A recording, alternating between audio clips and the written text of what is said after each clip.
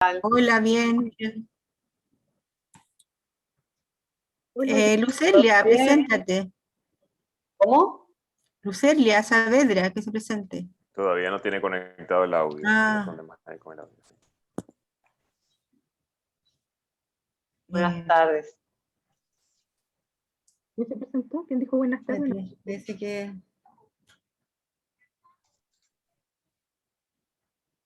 Hola, don Williams, ¿qué tal? Buenas tardes. Está silenciado.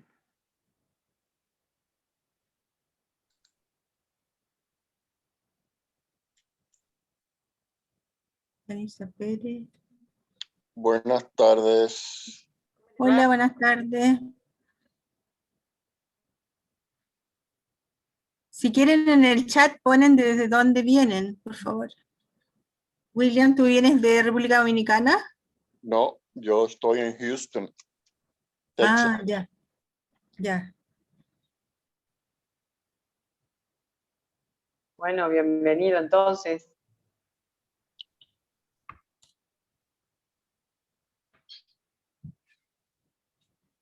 Mónica, Estamos hablando con la Luciana. te pido, mira. Mira, te voy a sacar los videos. Ya.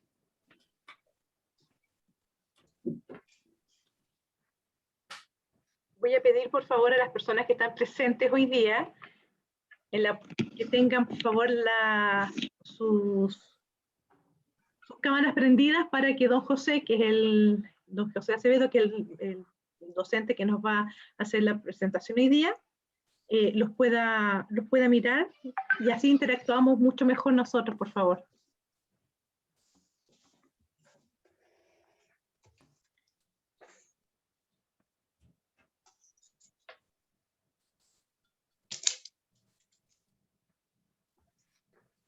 Lucelia, ¿te quieres presentar? Hola. Está en mute. Ah,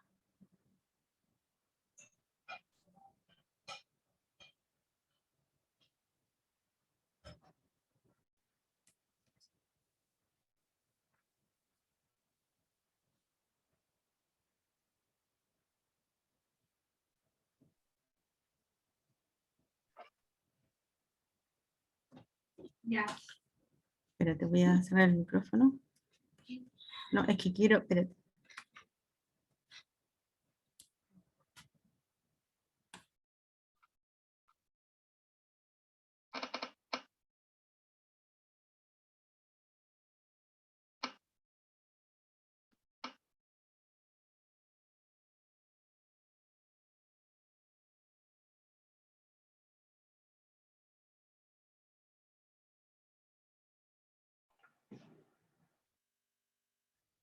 Anita.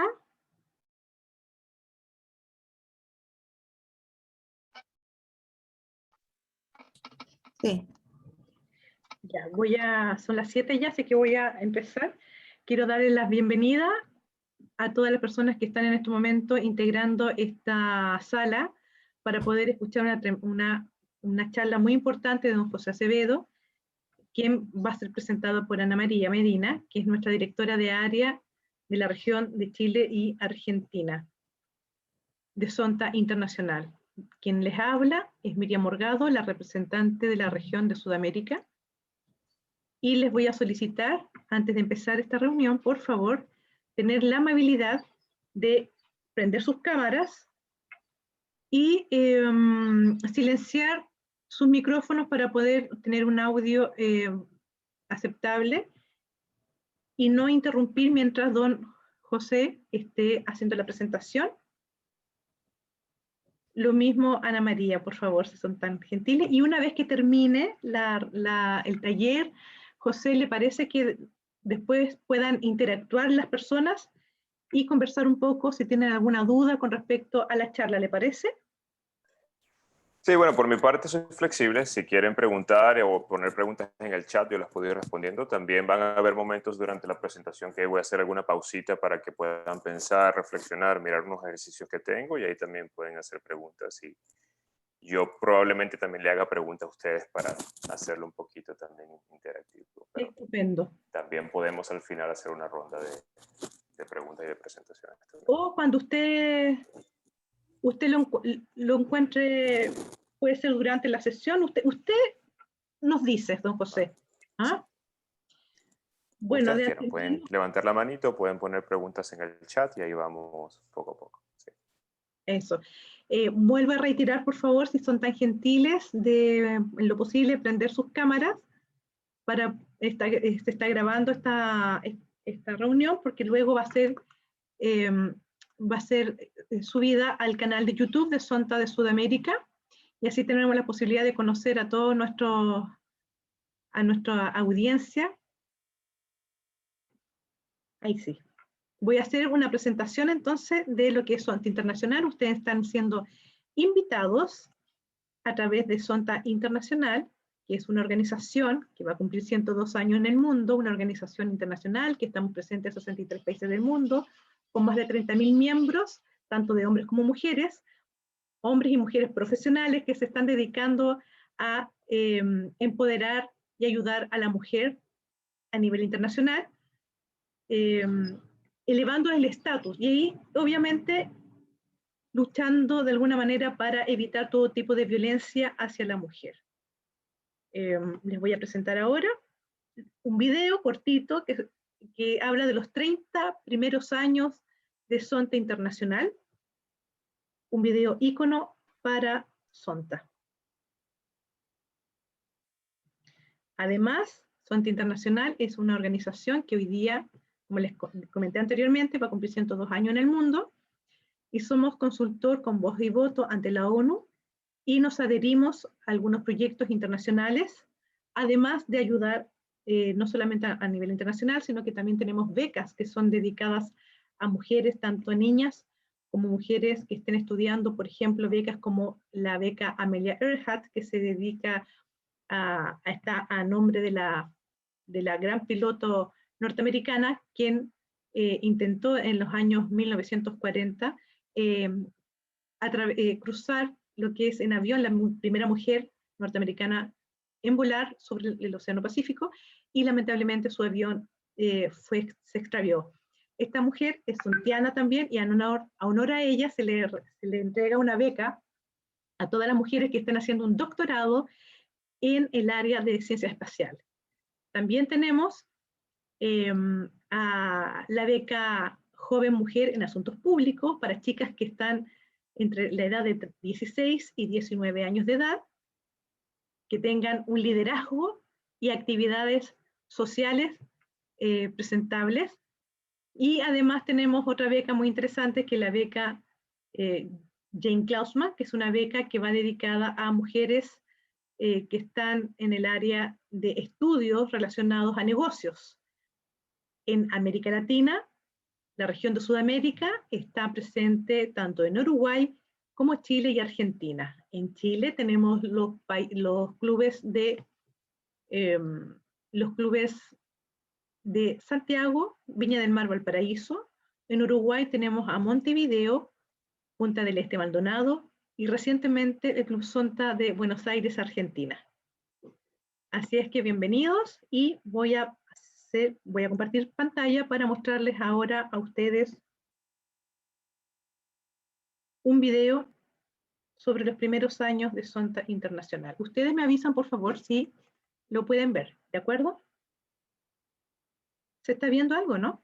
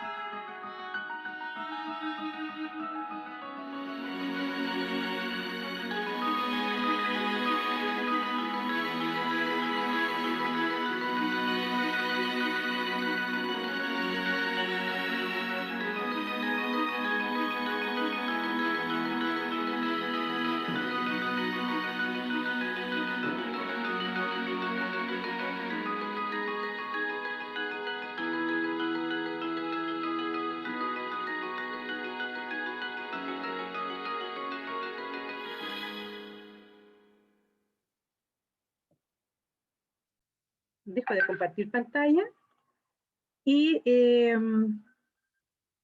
les doy la palabra a la señora Ana María Medina, directora de área de Chile y Argentina, quien va a presentar a don José Acevedo. Muchas gracias.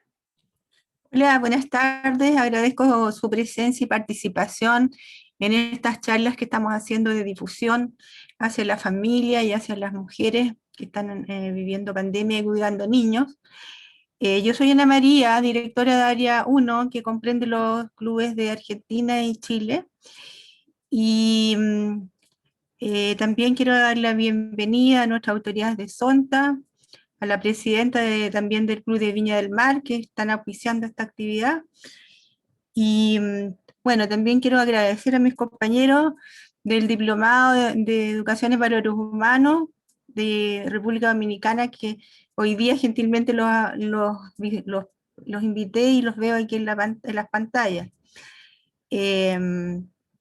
Bueno, y principalmente el orador, que es el psicólogo José Acevedo, que es orientador escolar, especialista en el tema de familia, y que se está comunicando con nosotros desde Vancouver, Canadá. Así que le doy la más grande bienvenida y el agradecimiento por este interesante tema sobre el que nos va a hablar hoy día.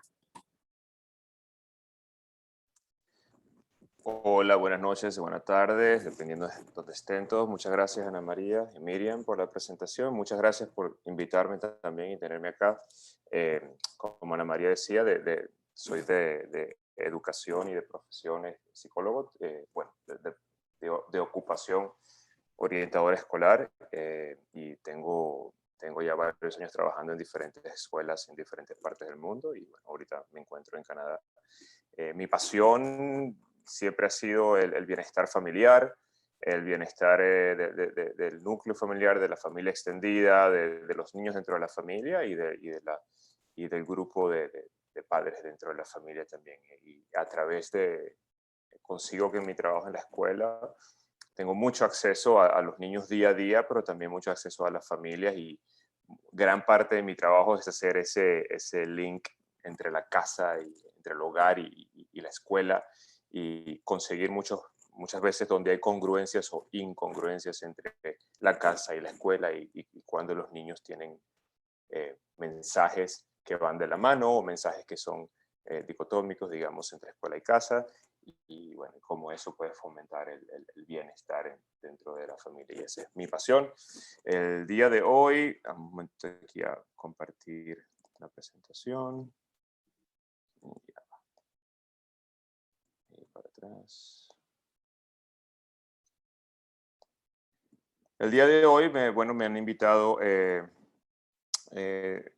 a trabajar un poquito el tema de cómo nos ha venido afectando la pandemia y cómo continuar fortaleciendo nuestras habilidades y enfrentar todas estas demandas que hemos pues tenido que vivir y enfrentar a través de esta pandemia.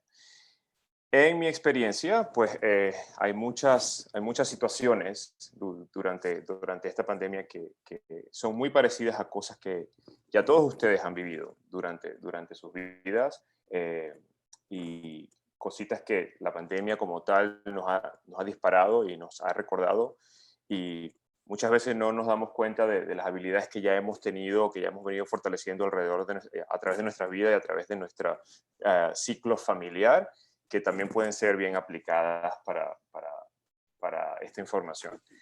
La información que les voy a presentar está mezclada entre información científica de fuentes que no son las mías, fuentes de mi entrenamiento y de mi profesión que he venido aprendiendo, y lo que me funciona a mí en mi trabajo diario con familias, en mi trabajo diario con niños.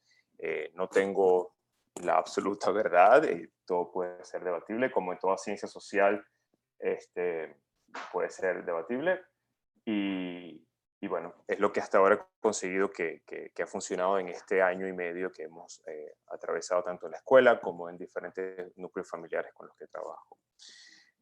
Para el día de hoy, vamos a ver, Esta es un poquito la agenda que les tengo preparada. Conversar un poco sobre el manejo del estrés. Mucho de lo que he venido observando en este año y medio es un incremento en el estrés crónico y en el estrés agudo de mis estudiantes, pero también de mis familias. Cómo situaciones de la pandemia han hecho que situaciones dentro de la familia que estaban tal vez allí removiéndose y que la rutina y que el día a día las mantiene un poquito, digamos, escondidas, pues se han exacerbado, pero también he conseguido muchas familias que se han fortalecido y que se han unido y que han utilizado esto como una oportunidad para crecer en sus valores y para crecer en sus acuerdos familiares. Vamos a hablar un poquito de la empatía y de cómo empatizar con los procesos de la familia que tenemos a nuestro alrededor. Muchas veces cuando estamos bajo estrés pensamos mucho en nosotros mismos y a veces se nos olvida ponernos un poquito en los zapatos de los demás y cómo fortalecer la empatía nos puede ayudar a nosotros mismos en nuestro propio proceso de estrés, el manejo de la emoción, cómo durante la pandemia y cómo durante momentos de estrés, no digamos solamente la pandemia, pero cuando estamos en situaciones de estrés, el manejo emocional que requiere. Vamos a conversar un poquito sobre la función de los valores humanos en la familia. Y al final, si nos da un poco de tiempo, quiero hablarles un poquito de cómo fortalecer nuestra propia resiliencia. Durante la presentación de hoy, lo primero que quiero compartir con ustedes es, esta presentación no está disponible, no la voy a compartir, pero he creado este ejercicio de reflexión que voy a poner la dirección en el chat y ustedes bien pueden acceder al Google Share Drive de esta hoja que les creé para que ustedes propios en su casa puedan, no ahorita, porque es bastante larga y tiene bastantes ejercicios, pero pueden guardarla y pueden hacer sus propios ejercicios de reflexión y más adelante pueden revisar la presentación que estamos haciendo hoy. Entonces, voy a poner esto en el chat, un momentito.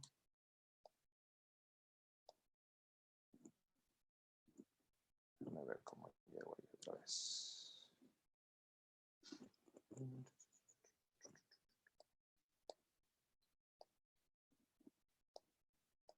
Ok, entonces allí les pongo el link en el chat y bien pueden acceder a ella. Una vez que accedan, le dan a archivo, crear una copia y inmediatamente van a tener su propia copia individual para que ustedes puedan más adelante revisar y hacer sus propios ejercicios de reflexión al mismo tiempo.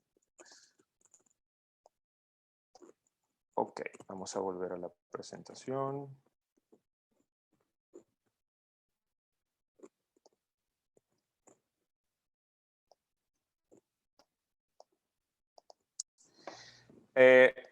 Tres puntos que voy a repetir durante la presentación y que se van a dar cuenta a lo largo de digamos, los tópicos que les voy a presentar. Son estas tres premisas esenciales que yo considero cada momento de mi día, cada día cuando yo me despierto y reflexiono sobre cómo va a ser mi día, o me voy a acostar y reflexiono cómo ha sido mi día, o me consigo en conflicto con mi propia familia, con mis propios hijos, con mi trabajo. Hay tres premisas esenciales que yo siempre recomiendo a toda familia y a todas personas con las que trabajo, siempre tener presente. ¿Qué función cumple esto en mi vida? Y del esto vamos a hablar durante la presentación. El estrés, el manejo emocional, cómo me siento en este momento, cómo me estoy comportando, cómo me trata alguien, cómo se comporta alguien conmigo. ¿Qué función está cumpliendo esto en mi vida? Segundo, ¿qué está bajo mi control? ¿Qué me pertenece a mí? Porque usualmente cuando estamos bajo estrés, bajo demanda emocional o demanda ambiental, es muy fácil para el ser humano, y es normal en el ser humano, que pongamos el dedo en el afuera, en las otras personas, y que las otras personas y que el ambiente sea el culpable de nuestros procesos, o sean los responsables de nuestro proceso. Y es muy importante traerlo de vuelta a nosotros mismos. Y lo tercero es la congruencia. Me estoy comportando según lo que yo creo, según lo que yo quiero y según lo que yo necesito en mi vida. Muchas veces los conflictos se generan cuando hay una incongruencia entre lo que yo deseo, quiero, necesito y mi comportamiento. O a qué le doy valor y al mismo tiempo cómo me comporto según a eso que yo le doy valor. Un ejemplo muy básico, yo respeto las leyes de la ciudad, Cuando veo un semáforo en rojo, ¿qué debo hacer? Me paro, freno, sigo. Si estoy apurado y no vienen carros, le doy. Si no vienen automóviles, le doy o me paro y sigo. Me estoy comportando congruentemente según lo que yo creo, quiero y necesito. Esas serían, digamos, las 3 premisas que los quiero invitar a tener en cuenta durante toda la presentación. Les pido un par de licencias. Una, que estoy en casa y bueno, es lo que ha hecho un poco la pandemia también. Estoy presentando y trabajando desde casa y mis hijos en cualquier momento se pueden aparecer, darme un beso, un abrazo, hablar y bueno, porque ellos también estoy compartiendo el lugar con ellos. Y lo segundo es que tengo muchísimo tiempo sin presentar en español y toda mi información es inglés, así que he tenido que traducir. De repente pueden haber unos errores ortográficos o de redacción. Porque esta presentación la creé yo mismo desde mi información que trabajo en inglés. Ok, continuemos. A ver, entendiendo el estrés, voy a abrir un poquito el panel y ustedes bien pueden escribir en el chat o decir un par de palabras con el micrófono abierto. Cuando hablamos de estrés, ¿qué entendemos por estrés? ¿Qué entienden ustedes por la palabra estrés?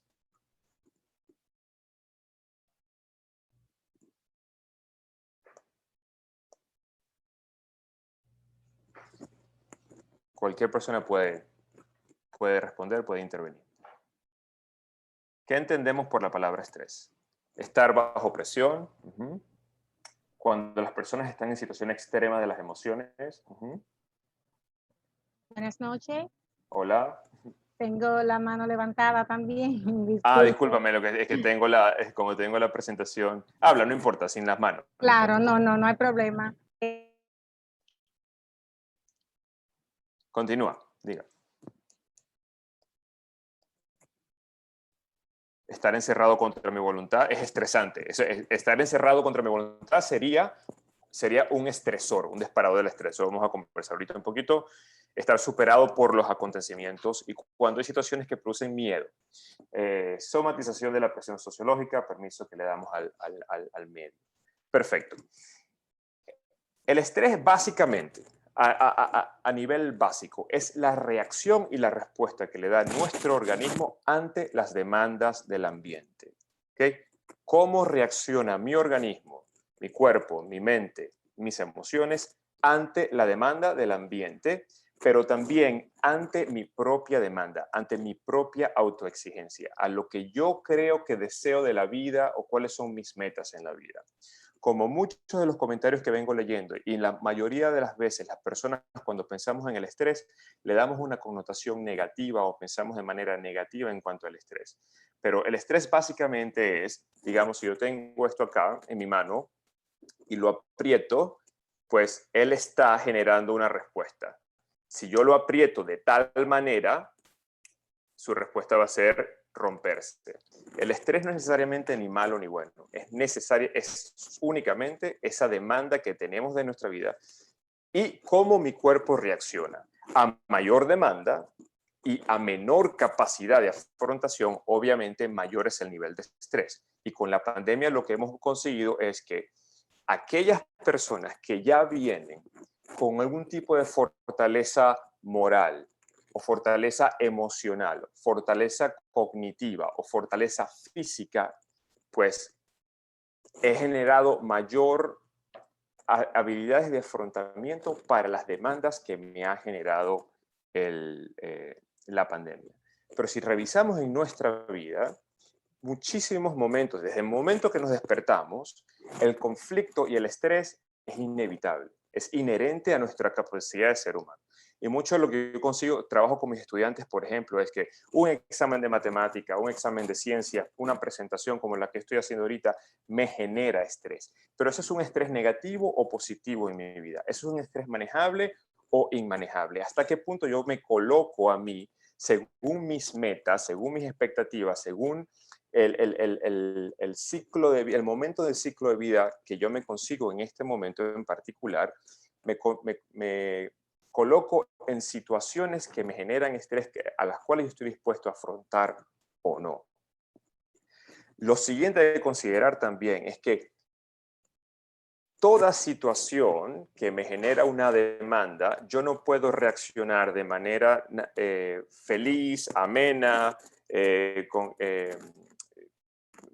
con relajación, porque hay demandas en la vida que me van a generar un estrés. Por ejemplo, cuando mis hijos estaban pequeños y bebés se despertaban a las 2, 3 de la mañana a comer, eso me genera un estrés.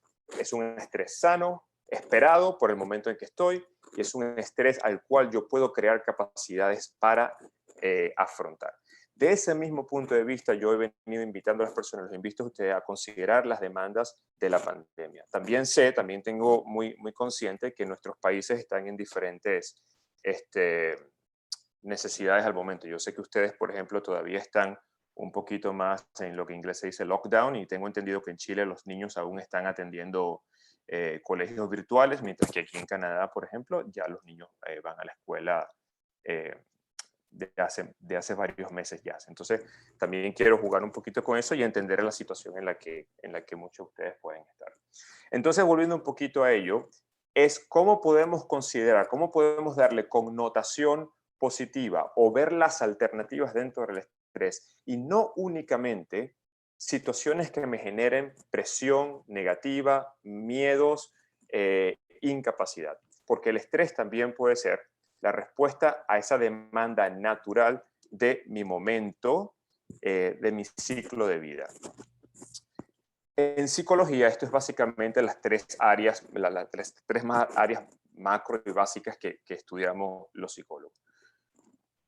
Cuando yo experimento una demanda del ambiente o una autoexigencia también, ¿qué es lo primero que experimentamos? ¿Cuál es nuestro termómetro? ¿Qué es lo que nos dice que estamos enfrentando una demanda? Y de nuevo les pregunto a ustedes.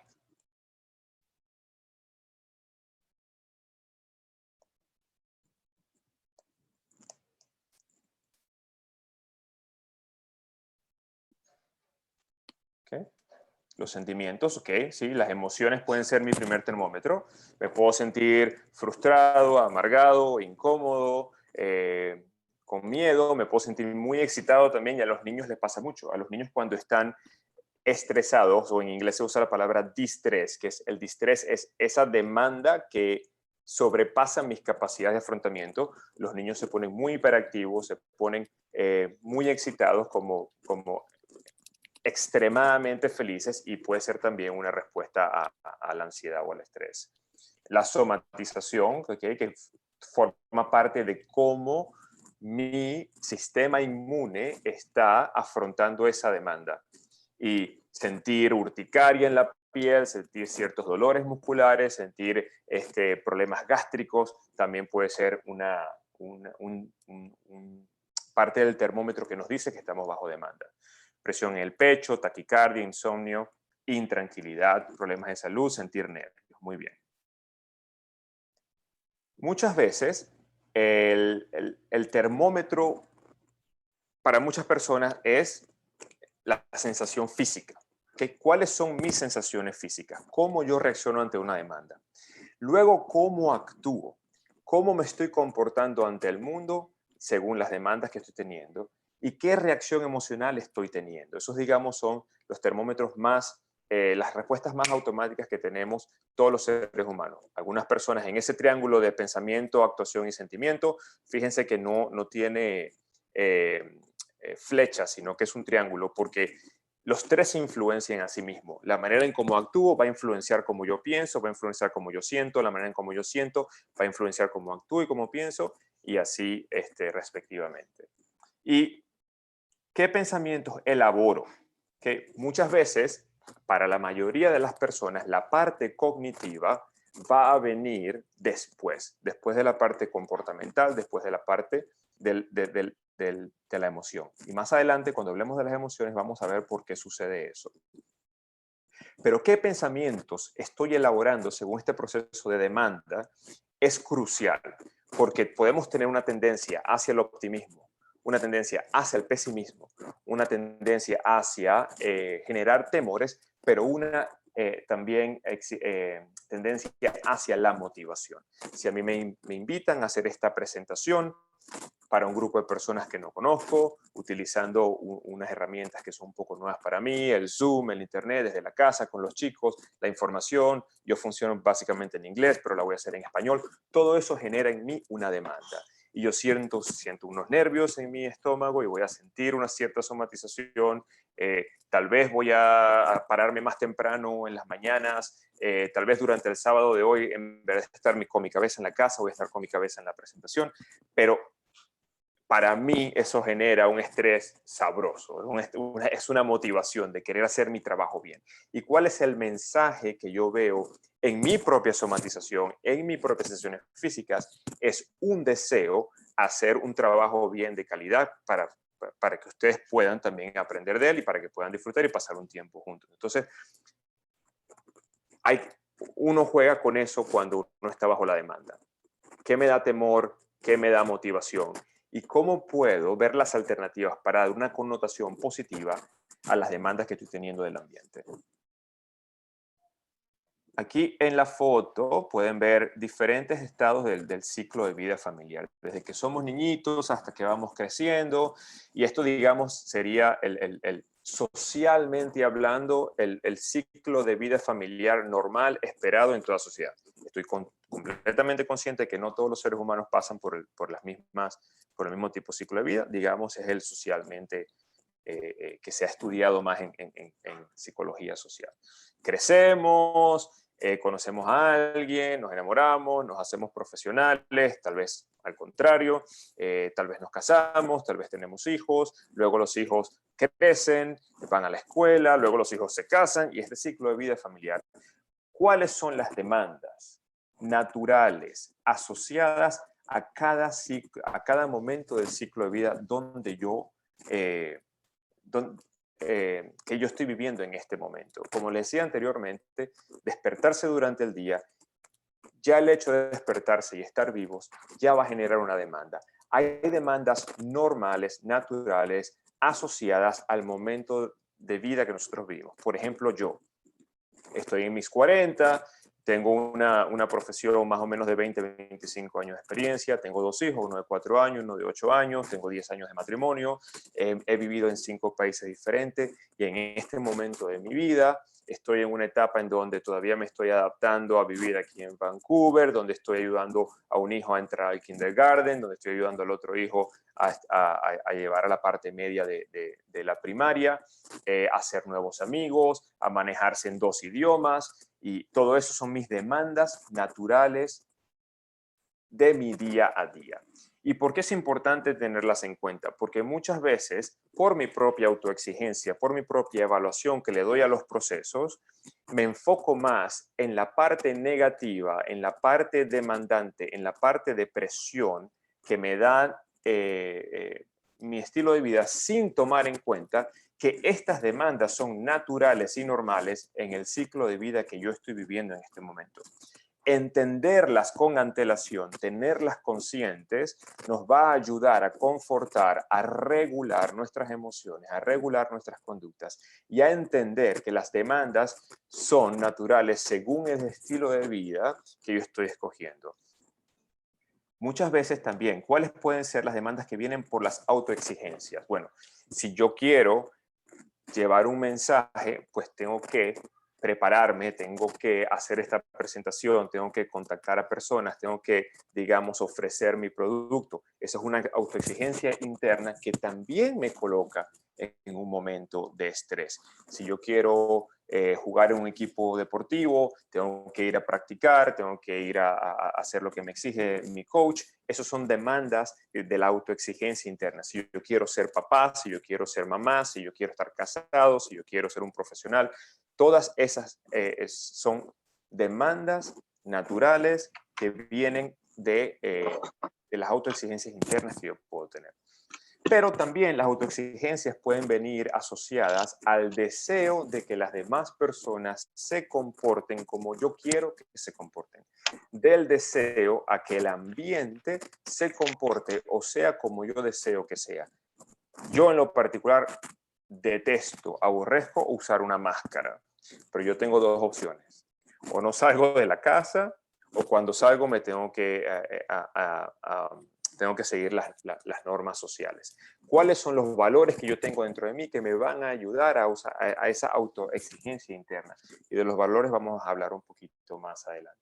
Pero muchas veces, sin darnos cuenta, esa autoexigencia, las demandas que tenemos para con nosotros mismos, incrementan nuestro nivel de estrés, además de las que ya vienen del ambiente. Y la reflexión acá es, ¿qué tan factibles, qué tanto dependen de mí esas autoexigencias internas que yo tengo y qué tanto dependen de que alguien más o algo más cambie para yo sentirme como me quiero sentir? A ver que no se me voy a ver mis apuntes para que no se me quede nada. Un momentito.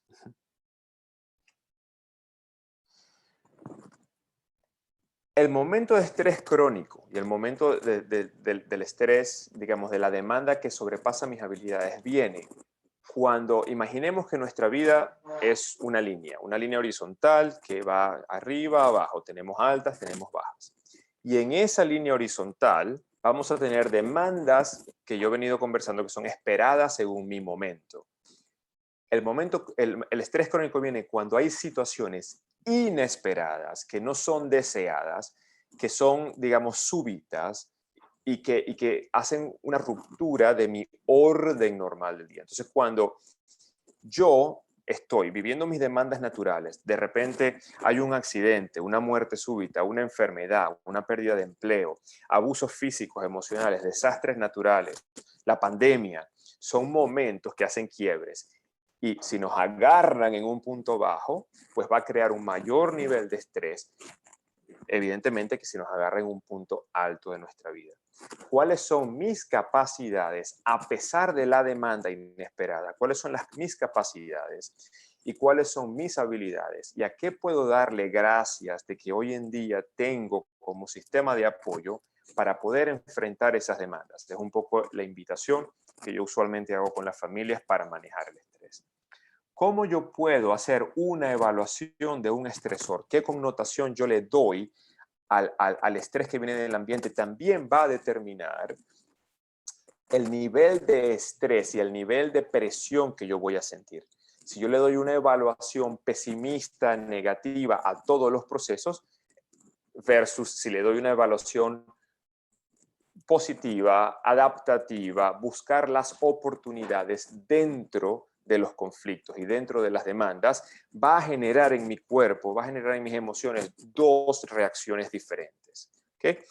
Vamos a poner el ejemplo de un estudiante que está por graduarse y está presentando exámenes finales. La evaluación que yo le doy a ese examen que voy a presentar, muchos de mis estudiantes, esto es muy difícil, yo no voy a poder, este profesor no me quiere, este profesor me va a aplazar. Muchos estudiantes se enfocan en los que ellos tienen bajo su control. Yo puedo estudiar, yo me puedo preparar, esta es la parte que sé, yo puedo pedir una cita con mi profesor, yo puedo ir a tutorías y prepararme mejor. Entonces, la evaluación que yo le doy a los procesos que estoy viviendo, independientemente que vengan del ambiente, también va a influenciar cómo yo reaccione y mi respuesta emocional. Vamos a tomar este ejemplo aquí de un caso hipotético. Una pareja, vamos a mover aquí mi zoom, una pareja de esposo y esposa con 3 hijos, los adultos se despiertan primero, preparan el desayuno y luego despiertan a sus hijos. El papá ayuda a sus hijos a arreglarse mientras la mamá se prepara para ir a su lugar de trabajo. El papá puede trabajar desde casa. Durante el día, el wifi de casa se cae varias veces, los chicos están en clases y pierden las clases. El hijo del medio necesita apoyo con un trabajo de matemáticas y el papá le dice, llama a tu mamá porque yo no soy bueno con los números. Además, él tiene que servir el almuerzo, asegurarse que su hijo mayor no esté jugando videojuegos durante las horas de la escuela. En la tarde, el hijo más pequeño le dice, papá, vamos a jugar. Y él le dice, espera que llegue tu mami porque yo no he terminado mi trabajo. La mamá llega a casa agotada de su trabajo, esperando que ya haya un plan para la cena. El papá, que está ocupado todo el día, también espera que la mamá tenga un plan para la cena. Uno de ellos espera que los hijos se vayan a dormir con todos los deberes hechos, mientras que el otro quiere ser más flexible y les permite jugar, sin importar si los deberes están hechos o no. Al final del día, uno de ellos quiere ir a dormirse con la casa limpia y recogida, mientras que el otro solo quiere ver televisión. Vamos a poner esta familia, digamos, nuclear, típica, normal, con las exigencias del día a día. ¿Qué estresores normales, naturales pueden ver aquí en esta familia? Pueden usar el chat o pueden también prender el micrófono y conversar.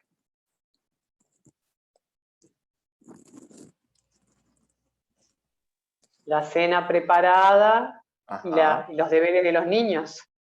Exacto. ¿Y cómo son esos demandas, cómo son esos estresores? ¿En qué nos afecta? La rutina diaria.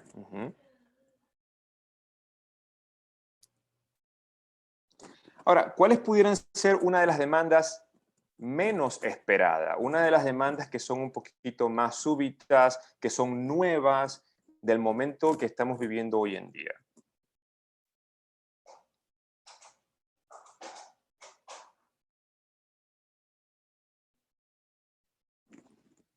No entendí la pregunta, perdón. No, tranquila.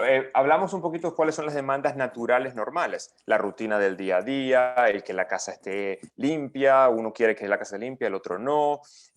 Pero ¿cuáles pudieran ser dentro de estos ejemplos? ¿Cuáles pudieran ser algunas de las demandas que son nuevas de hoy en día, que no son tan esperadas dentro de un hogar? Las reacciones de los niños. Las reacciones de los niños están cambiando día a día, momento a momento, y muchas veces son muy inesperadas. Es así.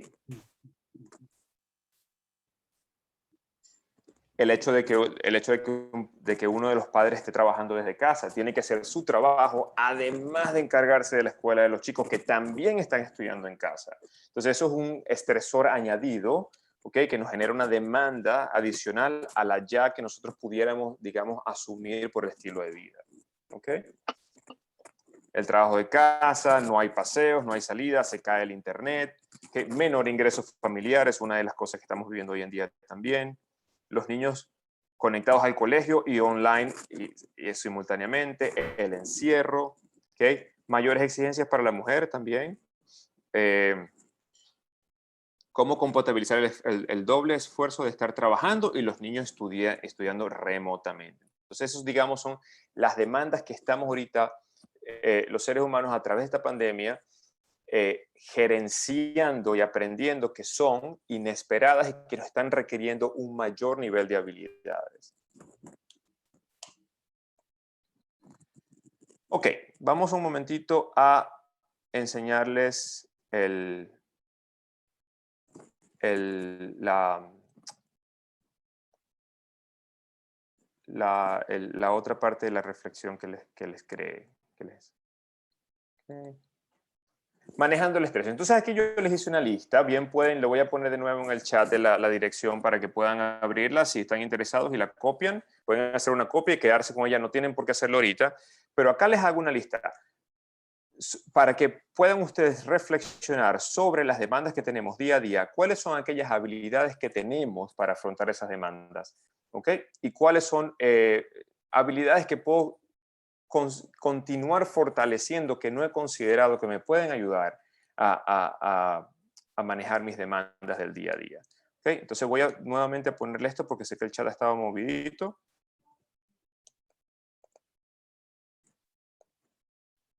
Okay.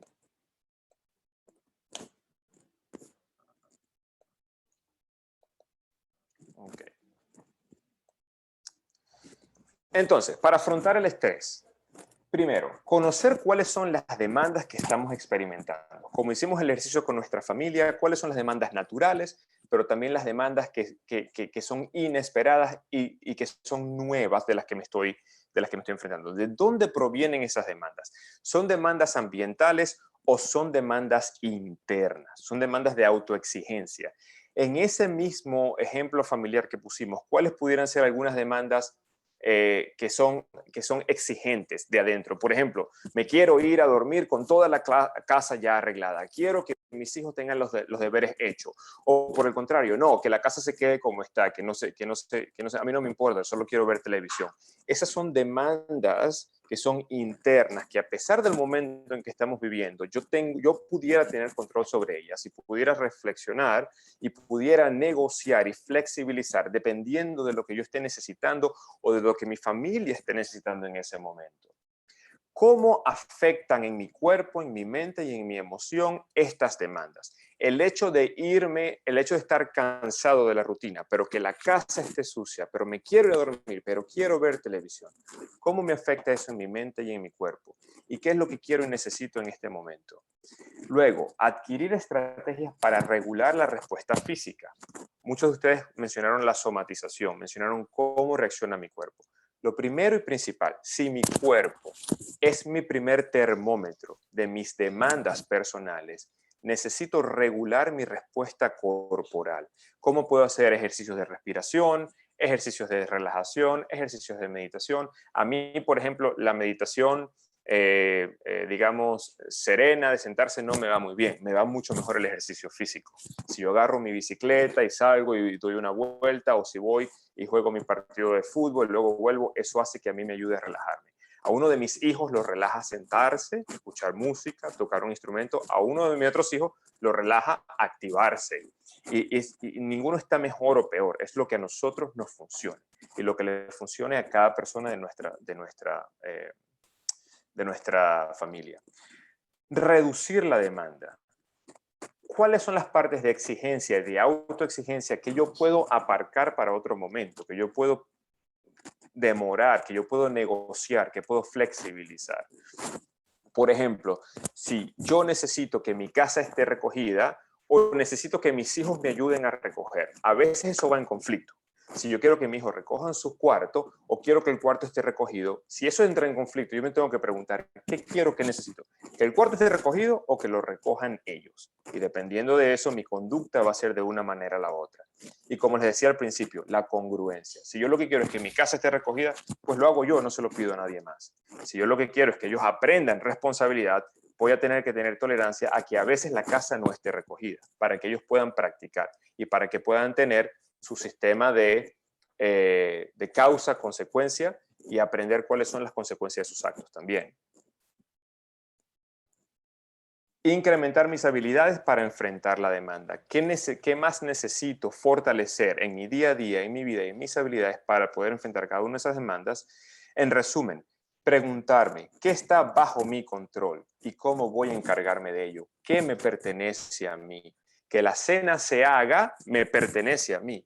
Pero que yo espere que mi esposa haga la cena, no me pertenece a mí. Que mi casa esté recogida, me pertenece a mí. Pero que mis hijos recojan la casa cuando yo lo diga, no me pertenece a mí. Poder encargarme de mi trabajo y de mis hijos durante el día a día me pertenece a mí. El hecho de estar encerrado en mi casa porque no hay escuela, no me pertenece a mí. Que las maestras envíen ciertas tareas a los niños no depende de mí, pero si yo me voy a sentar con ellos a hacerla o no, eso sí depende de mí y depende mucho de los valores que yo pueda tener. ¿Y qué necesito en este momento? Que los deberes estén hechos o pasar un tiempo familiar independientemente de los deberes. A veces no voy a poder tener las dos cosas. Es inevitable estar en conflicto muchas veces. Digamos, la clave acá es cómo voy a gerenciar esos conflictos. En la página de ejercicios de reflexión les puse una lista bastante comprensiva y larga sobre habilidades negativas y habilidades positivas para afrontar el estrés. Aquí me voy a enfocar en estas que para mí son esenciales. Las que pueden ver a la izquierda son, a través de muchos estudios de psicología social sobre estrés, se ha determinado que una de las variables que genera muchísimas más habilidades de afrontamiento en nuestra familia y en nuestros chicos es la comunicación social y sobre todo la comunicación familiar. Las personas, las familias que han entrado a esta pandemia con un núcleo familiar, y con núcleo no quiero decir mamá, papá, hijo, y como quiera que su familia se conforme, pero cuyo núcleo puede ser una mamá soltera con un hijo, puede ser un papá con un hijo, puede ser un papá separado que visita a sus hijos, como quiera. Pero que en ese núcleo, las familias que han afrontado esta pandemia con habilidades de comunicación familiares, con unas rutinas familiares más establecidas, se ha conseguido que han podido gerenciar las demandas un poquito digamos, con menores consecuencias emocionales y físicas negativas que aquellas familias que comenzaron la pandemia con separación entre ellos. Digámoslo así, familias que toman su tiempo para comer juntos, para conversar sobre cómo ha estado el día, para conversar cómo van las cosas en la escuela, para darse la tarea de conocer qué es lo que sus hijos hacen en el internet, cuáles son los juegos que hacen, cuáles son los libros que leen, qué amiguitos son los que tienen, cuando los papás se permiten compartir su día a día dentro de la casa. Así es como me fue hoy en mi trabajo. Esto me pasó bien, esto me pasó mal. Cuando los padres se permiten compartir, comunicarse entre ellos los planes familiares, esto genera habilidades de comunicación social en la familia y a su vez es la variable que protege. Yo lo puse habilidades para afrontar, pero en verdad en inglés se habla de habilidades que nos protegen, habilidades protectoras de males mayores. O sea, esas personas que tal vez reaccionan ante el estrés con habilidades negativas como consumir alcohol, consumir drogas, agresión consigo mismo, agresión con las otras personas, ¿ok? Esas son, digamos, habilidades desprotectoras. Las habilidades protectoras son las que ven a la izquierda. La comunicación social, el apoyo parental y familiar, la evaluación positiva de los procesos. ¿Qué ha hecho la pandemia que yo hoy en día aprenda que antes no sabía? ¿Qué habilidad he podido fortalecer hoy durante la pandemia que antes no tenía? Me gustaría escucharlos y leerlos en el chat. ¿Cuál pudiera ser una habilidad? ¿Cuál pudiera ser un aprendizaje que yo he hecho hoy en día que antes de la pandemia yo no tenía?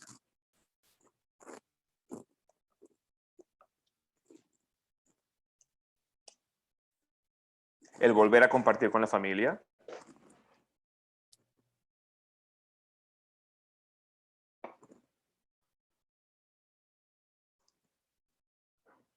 Jugar más con mi hija.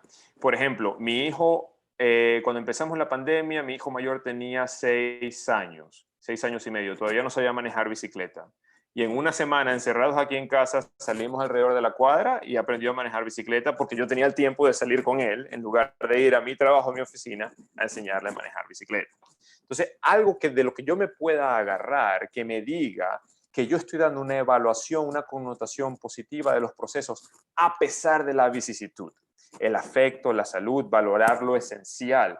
Yo no sé si ustedes vieron, por ejemplo, ejemplos de ríos, de lagos, en Venecia creo que pasó que los peces y la fauna estaba volviendo a los canales de Venecia porque había menos contaminación. El tráfico, aquí por ejemplo en Canadá, creo que en Estados Unidos también pasó, el precio de la gasolina bajó sustancialmente. Entonces eso es algo que para mí durante 6 meses me ayudó en mi bolsillo también, el no utilizar el carro tan seguido. Entonces, ¿cómo ponemos las cosas en balance? Yo me puedo enfocar todo el día en las vicisitudes, en las demandas, en las demandas del ambiente, pero puedo ver la oportunidad en esa demanda. Eso me va a ayudar mucho a afrontar mi estrés. Buscar la felicidad sobre otros aspectos que antes no podíamos tomar conciencia por la falta de tiempo. ¿Okay? Y conocer quiénes estarían contigo en cualquier momento. Sí, exacto. Mejorar el uso de la tecnología. ¿Okay? Muchísimas familias que nos hemos reencontrado por el hecho de que muchísimos de nosotros hemos aprendido a utilizar esta herramienta. El hecho de que yo esté hoy presentando esto para ustedes es algo que es producto de la pandemia. Entonces, muchísimas cosas bellísimas y buenísimas que hemos podido. Y esos mismos ejemplos, quiero invitarlos a ustedes que lo hagan en su día a día. Cada vez que yo tengo una demanda, cada vez que tengo una adversidad, ¿qué oportunidad trae a mi vida esta adversidad? Si a mí me botan de mi trabajo, por ejemplo, ¿qué oportunidad puedo yo generar a través de aquí? Un divorcio, ¿qué oportunidad puedo yo crear a través de este divorcio? No tener tantos recursos, por ejemplo, nuestro ¿cómo se llama? Budget en español. Nuestro presupuesto familiar se redujo sustancialmente durante la pandemia, pero al mismo tiempo los gastos también se redujeron. Y a partir de que nuestro presupuesto ha aumentado, hemos intentado mantener esos gastos porque nos hemos dado cuenta que no necesitamos tanto, no tenemos por qué gastar tanto, no tenemos por qué comprar tantas cosas innecesarias. Y nos hemos dado cuenta cómo podemos vivir con menos y utilizar y vivir más en la abundancia, digamos, familiar que en la abundancia material. El balance entre el trabajo, el descanso, el juego y la familia. Si yo le estoy poniendo mucho a una de esas, le estoy quitando a la otra. Si yo paso mucho tiempo enfrente de la pantalla, pues no estoy pasando tiempo con mis ojos en las personas que amo. Si yo voy a hablar con mi hijo, hijo, ¿cómo te fue en el día? Y agarro mi teléfono y estoy así mientras él me está hablando, pues en verdad lo estoy escuchando.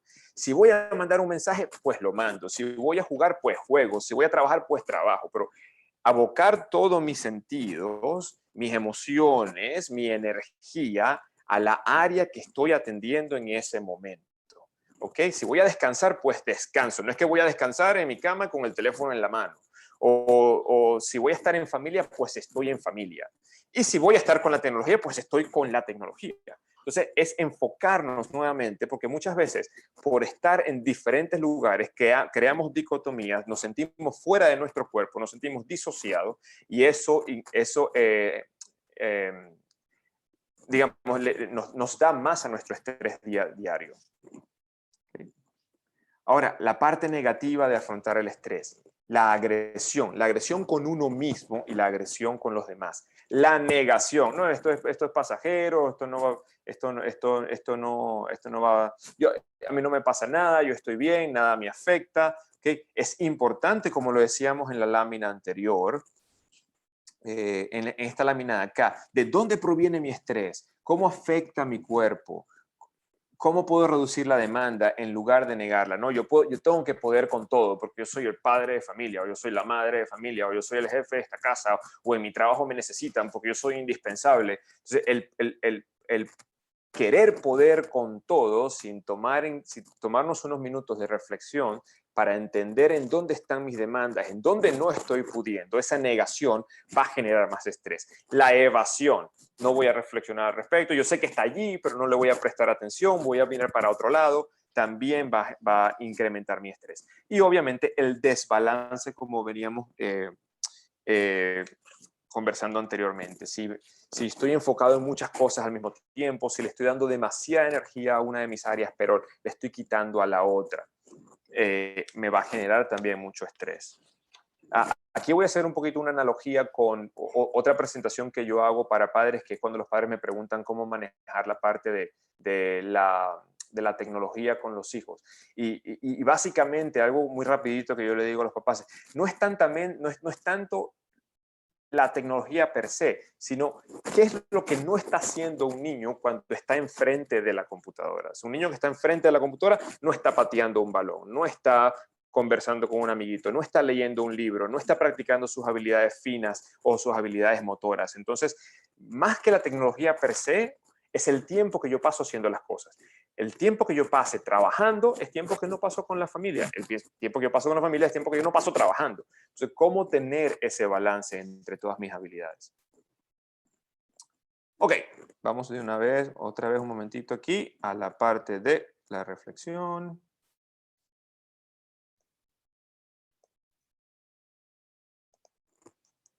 Entonces aquí, como les decía, les dejo un cuadro con las habilidades positivas y negativas y aprendiendo a escuchar mi cuerpo. Varias preguntas de reflexión para que ustedes puedan hacer su propio ejercicio y con sus hijos también, observarlos a ellos, preguntarles, ¿ok? Y vamos entonces ahorita a trabajar la parte emocional, pero ¿qué fortalezas aprendo de esta situación? ¿Qué evaluación positiva puedo sacar de la adversidad? ¿Qué comunico con mis gestos? ¿Qué comunico con mis movimientos faciales? ¿Cómo están mis músculos, mi piel? ¿Okay? Eso les puede ayudar un poquito a estudiarse a sí mismos y ser científicos de su propio cuerpo. Okay. ¿Cómo vamos? ¿Tienen alguna pregunta? ¿Tienen algún comentario? Díganme.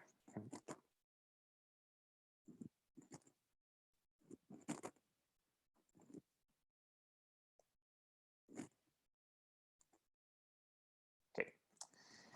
Vamos entonces a hablar un poquito de la empatía. La empatía es esa herramienta, puede ser un valor humano, algunas personas lo consideran como valor humano, pero básicamente es una habilidad social. Y es una habilidad que nos separa de muchísimos otros animales, aunque hay estudios donde se pueden ver empatía en muchos animales también, en los delfines, por ejemplo, en los simios también, pero la empatía es esa capacidad que yo tengo de entender, de apreciar los procesos de las otras personas, aunque no sea mi propio proceso, a pesar de que yo no lo haya vivido, a pesar de que yo no esté en el mismo lugar, ¿cómo puedo entender esto? Por ejemplo, yo le digo a mi hijo mayor, es tiempo de apagar la computadora. Papá, pero yo no he terminado el juego. Entonces, ¿cómo puedo yo ponerme en su lugar a pesar de yo no tener importancia por ese mismo juego?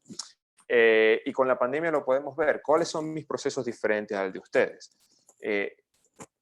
Esa capacidad es lo que nos separa, a nosotros los humanos, digamos, adaptativos, de buena voluntad, de buena fe, de las personas, de las personas antisociales. Y con antisociales no me refiero a personas que no les gusta hacer amistades, sino a las personas que tienen problemas de transgreder las normas. O sea,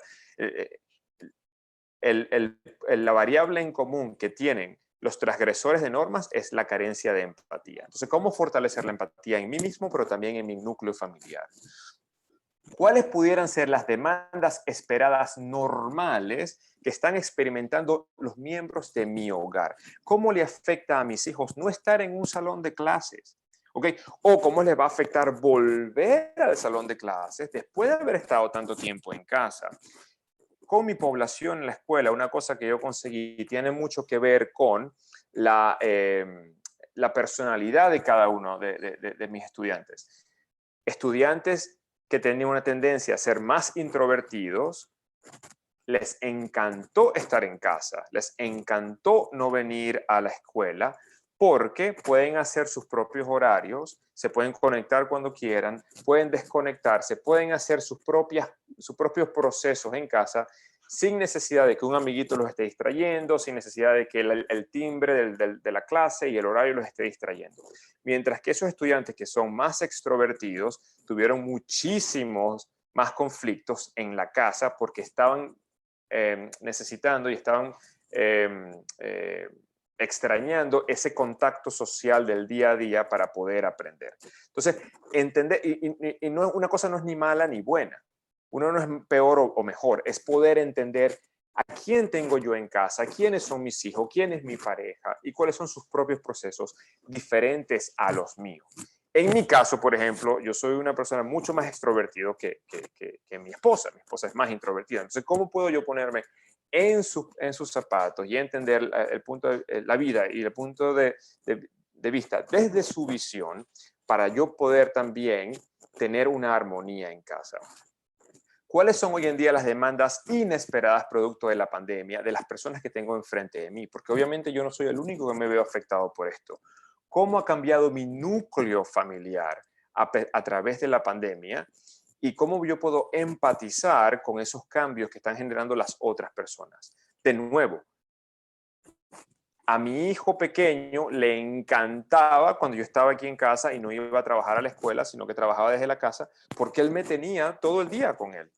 Y le encantaba que no pudiéramos trabajar porque estábamos los cuatro juntos y para él eso era maravilloso, pero para mí, que estoy entre hacer mi trabajo y jugando con él, me genera un estrés. Pero yo tengo dos oportunidades, o sea, yo tengo dos, digamos, decisiones.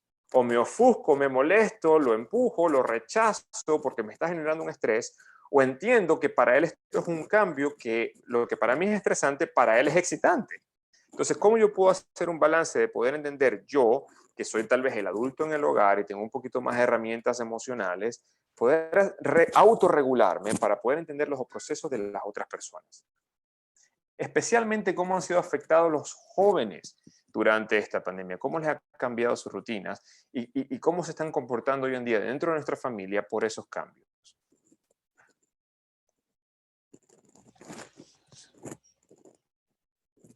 Con nuestros niños. Entender cuál es la influencia del temperamento y su personalidad. Como hablaba anteriormente, hay niños más introvertidos, hay niños más extrovertidos, hay niños que tienen más tendencia hacia la ansiedad, hacia el temor, hacia el miedo. Hay niños que son más gregarios y que son más confiados y que tienen mucho más autoconfianza, que son más lanzados en el mundo. También entender nos vamos a hablar de eso cuando lleguemos a la parte de los valores. Evitar minimizar la necesidad emocional. ¿Cuáles son las necesidades emocionales de mis hijos y de mis familiares dentro de mi casa? Muchas veces escucho a los papás decir, eso es solo una etapa, eso se te va a pasar, no te preocupes, a mí también me pasó. Podemos tomar el tiempo de escucharlos, cómo te sientes, qué estás pasando, cómo pasa en tu cabeza, cómo lo evalúas tú, cuáles son las alternativas. Podemos buscar alternativas juntos. ¿Para qué te da oportunidad esto? En lugar de minimizar la emoción de las otras personas, en verdad entenderlos, en verdad conectarnos con ellos a su propio nivel, a pesar de que no sea mi propio proceso. Crear reglas, acuerdos y consecuencias lógicas de acuerdo a la edad de los hijos y su forma de entender al mundo. Yo no le puedo ya prohibir a mi hijo que use un teléfono porque es sencillamente la forma de cómo ellos se comunican con el mundo. No es mi propia experiencia de cuando yo tenía 10 años, pero es la de ellos. Y cómo yo puedo crear reglas y acuerdos según eso, su forma de entender el mundo. Mi forma de entender el mundo es salir a jugar 2 y 3 deportes en la semana, y cómo mi esposa me ha podido entender a mí a que yo necesito salir a patear un balón o salir a batear o salir a competir, porque cuando llego a casa estoy más relajado, a pesar de que para ella no es importante. Y cómo yo entender lo que para ella es importante. Entonces, la empatía nos ayuda mucho también a generar o a gerenciar los estrés del día a día. Crear acuerdos basados en los valores de familia. Y de los valores vamos a hablar un poco más adelante. Ok, vamos a hablar un poco entonces del manejo emocional. ¿Cómo voy de tiempo? ¿Cuánto tiempo me queda? ¿Cómo van ustedes? Pues yo puedo hablar por los codos por 3 horas, pero también quiero ser respetuoso del proceso de ustedes. ¿Alguna pregunta hasta ahora? En cuanto al estrés o en cuanto a la empatía, antes de vayamos al manejo emocional. Ok. Lo que les voy a presentar viene un poco basado en entrenamientos que yo he hecho con el Centro de Inteligencia Emocional de la Universidad de Yale, especialmente el Dr. Mark Brackett, ha creado este sistema llamado Ruler, que en inglés es un acrónimo para, ya les voy a enseñar de dónde viene el acrónimo. Un momentito, en la otra página.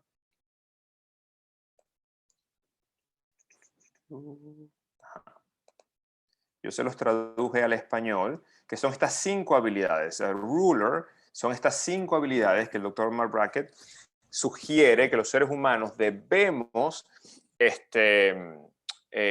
fortalecer e incrementar si vamos a ser más inteligentes emocionalmente hablando. Esas 5 yo se las dejo allí para que ustedes las revisen más adelante en su propio tiempo.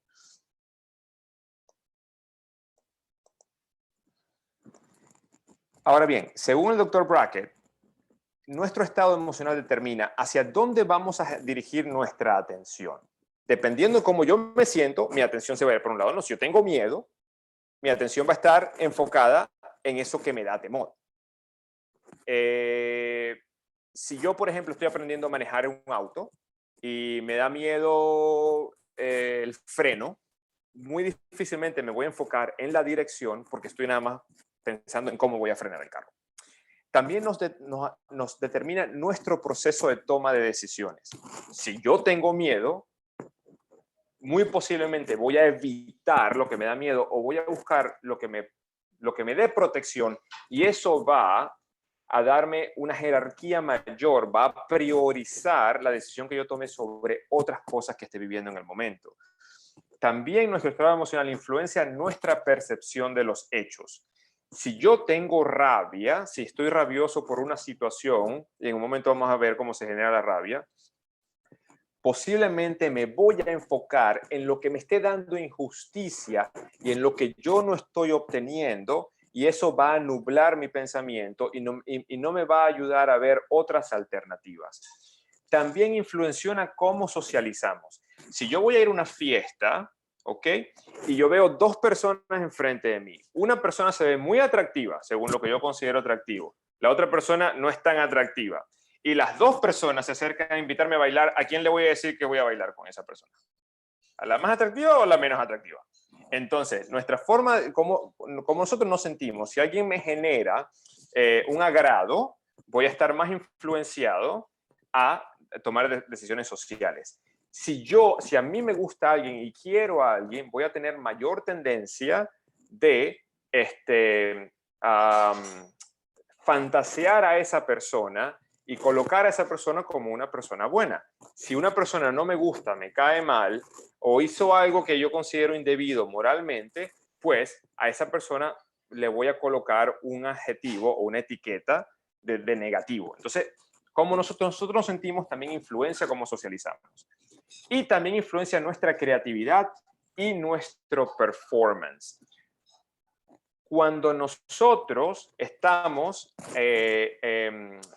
felices, excitados, muy posiblemente vamos a estar en un proceso creativo, pero también necesitamos autorregulación para poder crear, para poder agarrar el proceso creativo y hacerlo realidad. Porque cuando yo estoy en un proceso creativo, todas las ideas van a fluir. Pero para que las ideas se concreticen y hacerlas concretas, yo necesito enfocarme y tal vez la excitación y la felicidad no me va a ayudar tanto para ser creativo, sino que la ansiedad me va a ayudar. Por ejemplo, si yo estoy creando esta presentación, cuando yo estaba creándola, estoy en un proceso creativo de copiar que voy a trabajar esto y lo otro, pero también necesito un proceso de preocupación, de ansiedad, para que eso me ayude a cerrar un poquito mi mente y poder crear paso a paso el producto que yo quiero generar. Un músico, por ejemplo, puede tener una canción en su cabeza, pero la creatividad no le va a ayudar a terminar a hacer un producto final sin poderse enfocar. Entonces, cómo nosotros nos sentimos es crucial porque va a influenciar todas estas 5 puntos que le estoy mencionando acá. Ahora bien, hay emociones malas y negativas y emociones buenas y positivas. ¿Cuáles son las malas? ¿Cuáles son las buenas? Las emociones simplemente son reacciones de nuestro cerebro ante eventos. Nosotros tenemos un sistema límbico en nuestro cerebro que se desarrolla mucho antes que nuestro sistema de la corteza frontal, que es la parte cerebral en donde yo genero ideas lógicas, donde yo analizo, donde yo hago secuencias. En nuestro sistema evolutivo, primero nosotros creamos esa parte del cerebro que reacciona al ambiente, la que nos hace llorar cuando tenemos hambre o frío o nos sentimos con miedo, la que nos ayuda a caminar, la que desarrolla el ritmo de nuestro cuerpo. Luego desarrollamos nuestro cerebro emocional. Y para el tiempo que somos adolescentes, nuestro sistema límbico está en pleno apogeo. La pituitaria está enviando mensajes para que nuestras hormonas generen testosterona y estrógeno y puedan generar nuestros, ¿cómo se llama? Pueden generar el semen, pueden generar los óvulos para poder procrearnos. Entonces nosotros queremos agarrar adolescentes que tienen 12, 13 años, cuyo cerebro límbico está en pleno desarrollo, con un desarrollo prefrontal todavía deficiente, y los metemos en una clase de física durante 80 minutos, cuando ellos están pensando a quién le gusta, a quién no me gusta, quién es mi amiguito, quién no es mi amiguita, pero le queremos enseñar física, matemática, química, pero ellos están pensando en cómo se está desarrollando su cuerpo y qué van a jugar en el recreo y qué no. Entonces a veces somos un poquito también incongruentes en lo que esperamos de nuestros chicos según su desarrollo cerebral. Entonces, la emoción es una respuesta química ante los procesos del ambiente. Pero no solo los procesos del ambiente, sino también cómo yo evalúo ese proceso del ambiente. Si yo tengo un león frente de mí en este momento, yo voy a dejar la presentación y voy a correr. Ahora, si yo soy una persona que trabaja en un circo y yo trabajo con animales, posiblemente tenga habilidades de afrontar ese león. Entonces, dependiendo de quién soy yo, de mi sistema prefrontal, de mis habilidades cognitivas, yo voy a manejar mis emociones de una u otra manera. Pero ¿saben qué? Todos podemos aprender a manejar nuestras emociones si utilizamos nuestra corteza frontal, si utilizamos nuestro pensamiento lógico, analítico y secuencial. ¿Qué funciones cumplen estas emociones en mi vida? Cumple una función. La emoción no es ni mala ni buena. Tiene una función, lleva un mensaje. Cada emoción que yo sienta tiene un mensaje hoy día en mi vida. No son ni malas ni buenas. Y todas las emociones, a pesar de aquellas que son, que son incómodas, que no me gustan sentir, como el pesimismo, como la culpa, como la rabia, pueden también tener un mensaje adaptativo. Por ejemplo, el pesimismo nos ayuda a anticipar y evaluar posibles alternativas.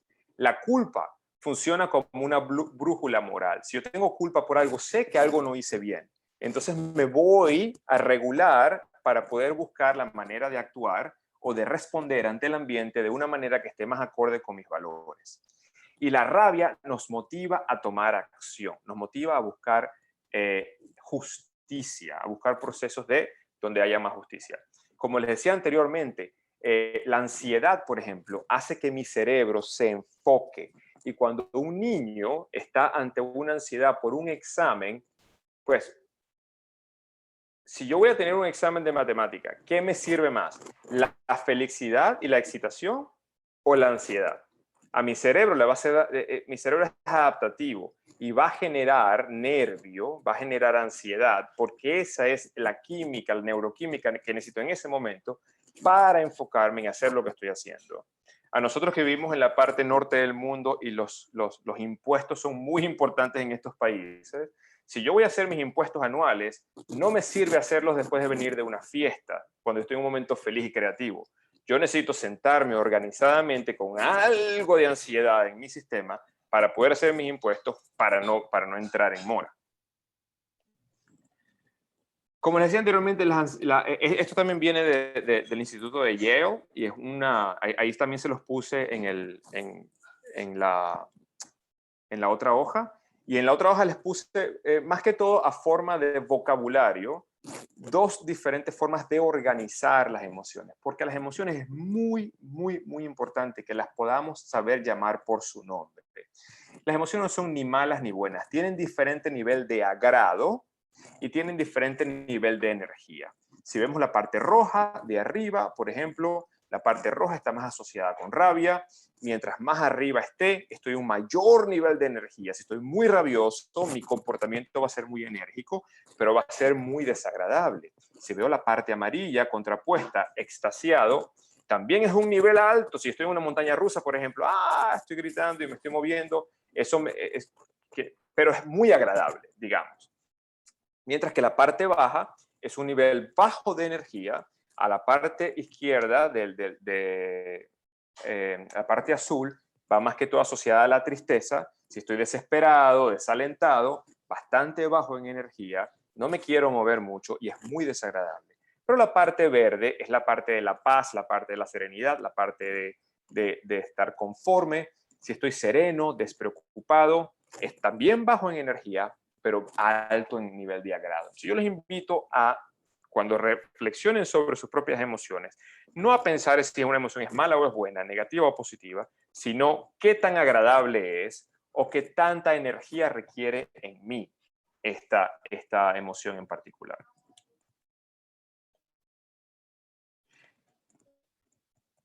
Esta hoja se las pronto, y si quieren, les pueden tomar una foto o copiarla, pero esta hoja en particular es lo que a mí me ha funcionado cuando trabajo con familias y trabajo con niños. Para explicarlo muy sencillo, a los niños se lo explico como 5 emociones básicas que tenemos: la rabia, el miedo, la alegría, el amor y la tristeza. Cada emoción es generada por un evento externo o por mi evaluación del elemento externo. Por ejemplo, la rabia. me dice que estoy experimentando alguna injusticia o una percepción de injusticia. Alguien hizo algo y yo creo que eso es injusto, eso me da rabia. ¿Qué necesita la rabia para resolverla? Hay que expresarla de manera asertiva, no de manera agresiva, porque la agresión sería la expresión negativa de la rabia. La rabia no es ni mala ni buena, es sencillamente rabia y tiene un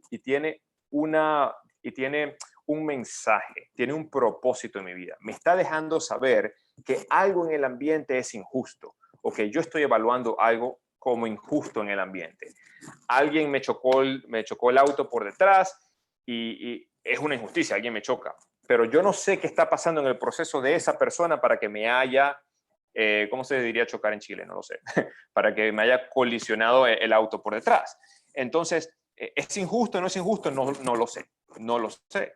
Pero mi cerebro lo va a registrar como una injusticia en ese momento y yo necesito confortar mi emoción antes de poder luego investigar qué es lo que en verdad está pasando. El miedo viene de una experiencia o percepción de amenaza o desprotección. Y fíjense lo que yo les hablaba antes con los procesos familiares durante la pandemia. Si la habilidad más crucial para enfrentar los estrés o más protectiva, más protectora para enfrentar el estrés es la comunicación familiar. Y producto de la pandemia, mi comunicación familiar se ha roto. ¿Qué estoy yo generando con mis chicos en casa y qué estoy generando yo con mi familia en casa si no estoy ofreciéndole a mis hijos aquello que ellos en verdad necesitan para sentirse protegidos? Si yo, por la pandemia o por los estrés de mi vida, estoy desatendiendo la conducta familiar y la comunicación familiar, muy probablemente voy a generar temores y miedos en mi núcleo familiar. Y si yo no soy una persona a la cual mis familiares pueden venir y abrirse sus emociones y decir, me siento de esta manera, entonces, ¿cuál va a ser la alternativa? ¿A dónde va a ir mi hijo adolescente a contarle sus miedos a quién si no me los puede contar a mí? Entonces, el miedo viene de una experiencia de amenaza, pero también de la percepción. Si mi papá no me escucha y mi papá no me atiende y yo percibo eso como una amenaza o una desprotección, voy a generar miedo y muy difícilmente mi papá va a ser el que me va a proteger. La alegría proviene de un logro, de una ilusión, de una grata sorpresa y requiere ser compartida. Imagínate que te ganas la lotería y no tienes a nadie a quien contarle.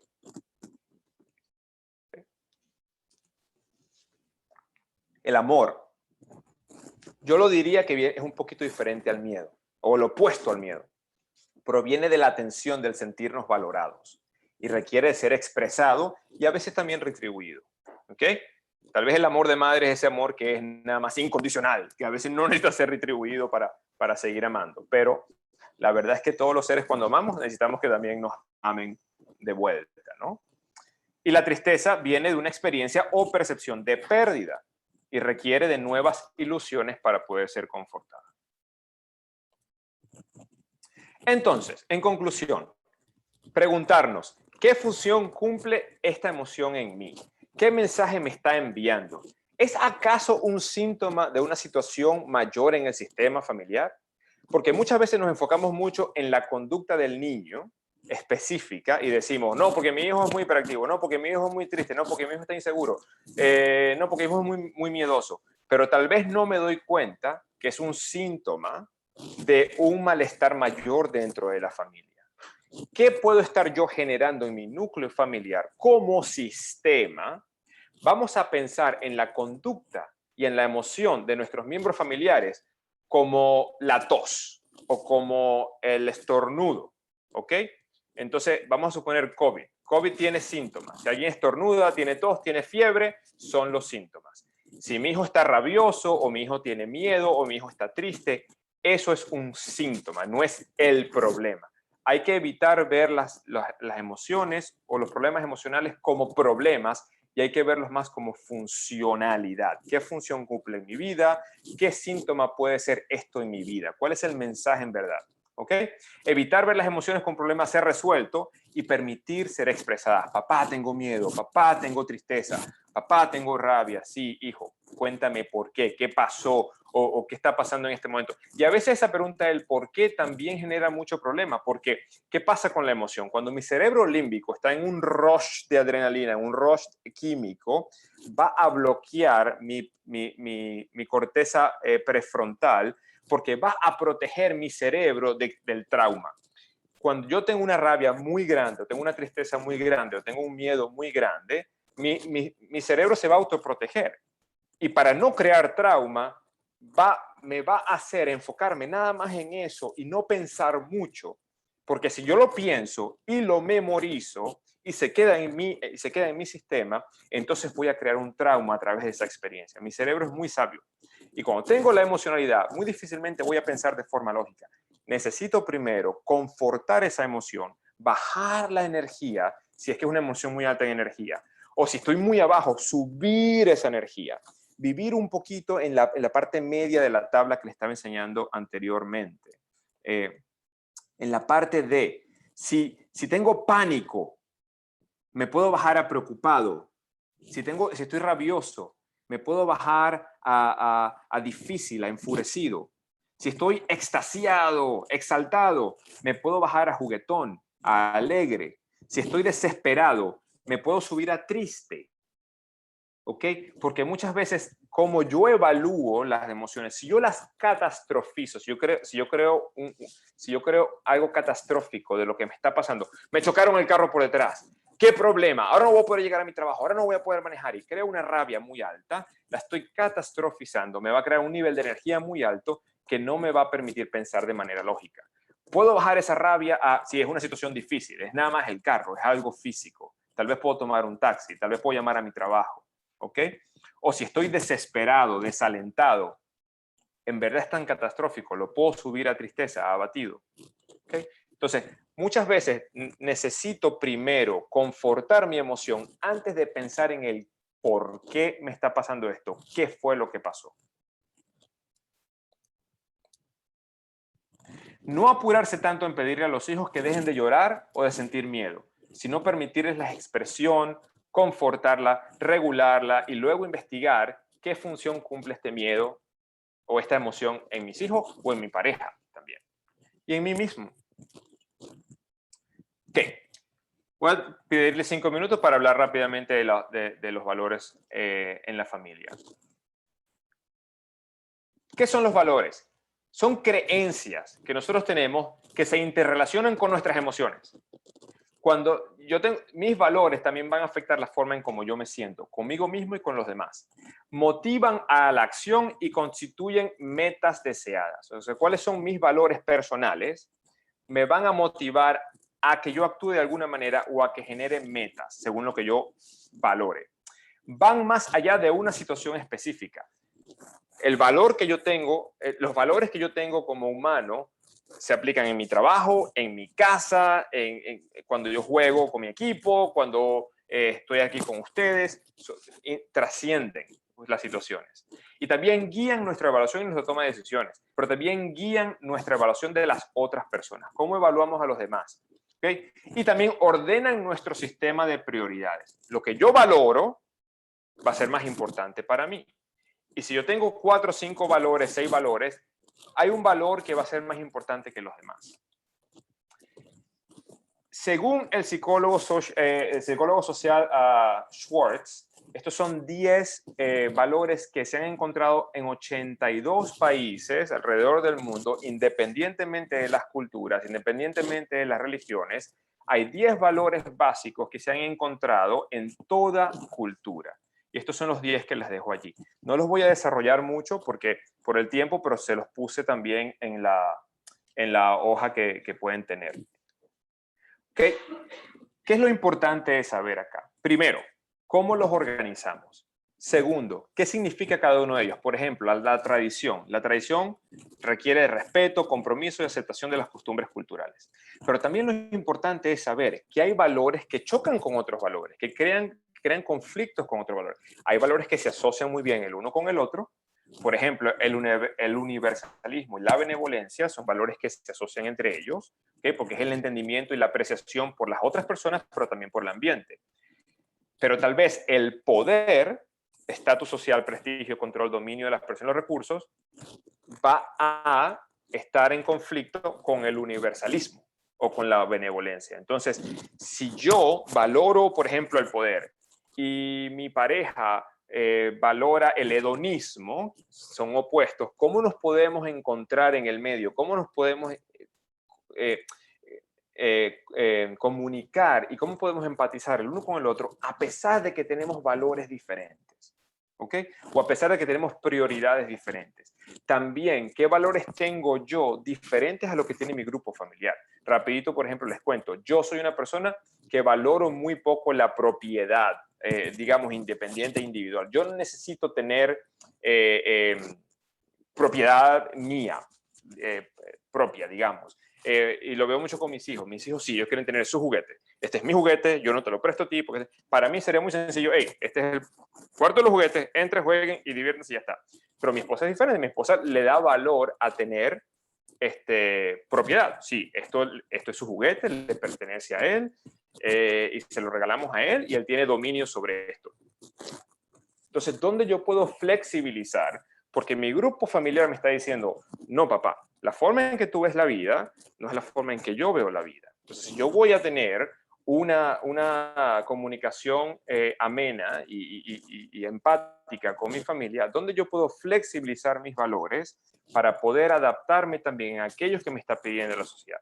Pero también, ¿qué valores tengo yo que son parecidos o son conflictivos con los valores culturales donde yo vivo?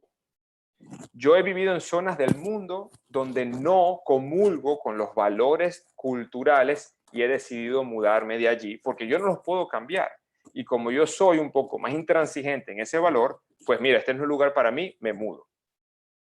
Pero también he estado en situaciones en donde he tenido padres que los valores de la escuela y los valores de la casa son completamente opuestos. Y hay que tomar esa decisión. Porque le estamos enviando a los niños un mensaje dicotómico, un mensaje opuesto. En la casa te digo esto, pero en la escuela me dicen esto. ¿Qué vamos a hacer? ¿Dónde nos vamos a encontrar? Entonces el papá tiene, ok, esta es en verdad la escuela para mí, me voy a modificar y a comportarse con la escuela. La escuela donde yo trabajo es de altos recursos, por ejemplo, y hay padres que tienen a los chicos allí porque es por el estatus y por el prestigio que les da estar en esa escuela. Mientras que hay padres que están allí por los valores que la escuela tiene.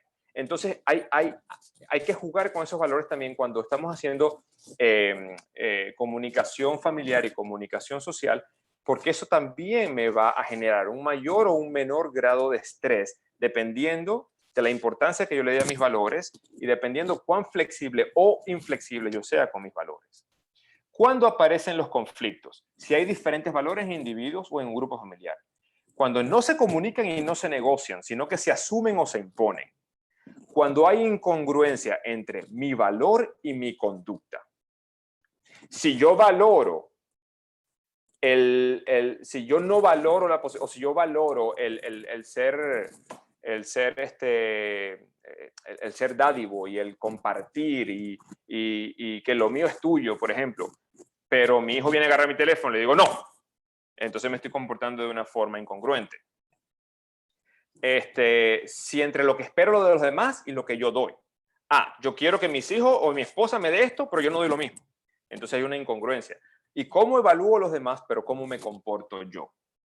Mira ese sujeto, no se paró en el semáforo en rojo. Pero yo ayer tampoco me paré en el semáforo rojo porque estaba muy apurado para llegar a mi trabajo. Entonces, esas incongruencias hacen que se generen conflictos en mí. Tengo conflictos de valores o le doy importancia a dos situaciones o deseos que son totalmente opuestos. Yo valoro el hedonismo, me gusta el placer, me gusta estar placentero, pero también valoro el poder. Son dos cosas que tal vez van a chocar entre ellas. ¿Y qué es lo importante en cuanto a los valores? La congruencia entre lo que valoro y lo que hago. Modelar con la conducta. El típico, dar el ejemplo. ¿Okay? Comportarme según lo que yo espero de los demás. ¿Cómo comunico y cómo negocio los valores en el núcleo familiar? Y si son una meta o expectativa. Aquí hay una gran diferencia que a veces nosotros los seres humanos confundimos. Meta y expectativa. La meta es aquello que depende de mí.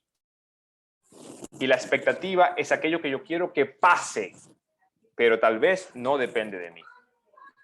Yo quiero salir a la calle y no quiero que llueva. Yo quiero salir a la calle y no me quiero mojar. Okay. La expectativa es que no quiero que llueva. La meta, voy a llevar un paraguas. ¿Okay? ¿Se entiende? Entonces la meta es aquello que depende de mí, que yo puedo formarme por mí mismo, mientras que la expectativa es aquello que yo deseo que los demás o el ambiente haga para que yo esté mejor.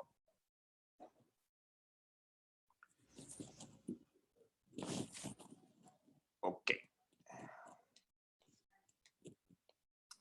Y por último, la resiliencia, que es aquella habilidad de hacer de la adversidad una fortaleza. ¿Qué requiere? Aprender a ver las alternativas en cada situación y no solamente la reacción, la evaluación o la percepción inicial.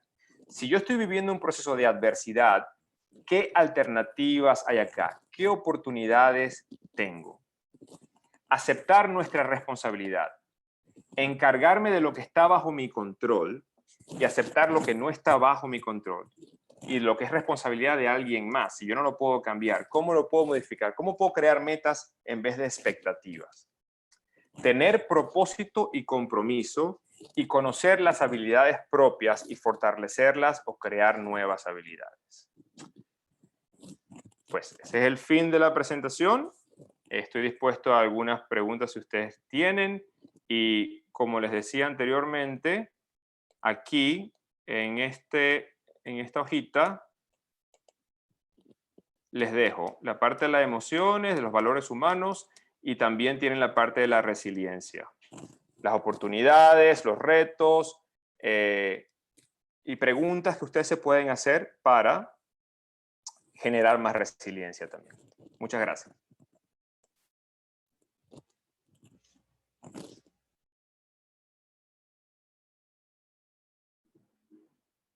Bueno, José, primero, a nombre de SONTA, la región de Sudamérica, quiero agradecerte especialmente por este taller tan interesante de cómo manejar el estrés, de cómo nuestras emociones son involucradas ante el estrés emocional de cada una de las personas, sobre todo en esta etapa de pandemia. Así es que si hay alguien que quiera aportar o dar alguna idea, tiene la posibilidad de hacerlo ahora. Por favor, le pido que ponga su micrófono para poder escucharlo y ojalá la cámara para poder conocer a la persona que nos está prestando atención, por favor.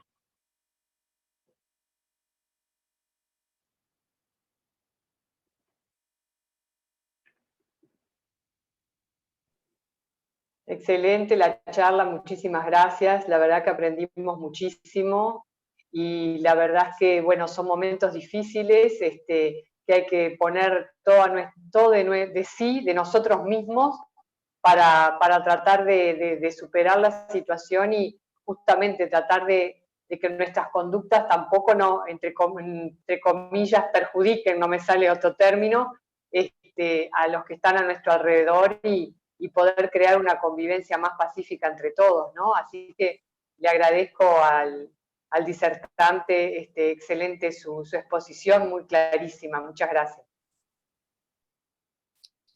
Gracias, Adriana. Y una palabra que me viene a la mente cuando te escucho hablar es compasión. O sea, es muy, muy importante la compasión que podemos tener con nosotros mismos, de poder regular esa autoexigencia que tenemos, pero también la compasión con nuestros vecinos. Exactamente.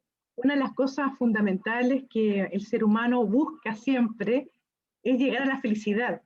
Y creo que una persona puede llegar a la felicidad a través de la creación o en particular el desarrollo de las habilidades y los hábitos que se traducen a través de las virtudes. Y esas virtudes son entregadas a través de la familia. Nuestros padres son las primeras personas que les enseñan a los hijos a adquirir estas virtudes y estos hábitos y estos valores principales. Así es que súper interesante, José, esa mirada diferente, esa mirada que nos permites tú de alguna manera desarrollar y además tener la posibilidad de ver, estar atentos con nuestras antenitas cuando se presenta ese estrés y cuáles son los tips justamente para evitar llegar a escalar a un grado mucho más complicado y mucho mayor, que podría de alguna manera afectar el sistema familiar de cada uno.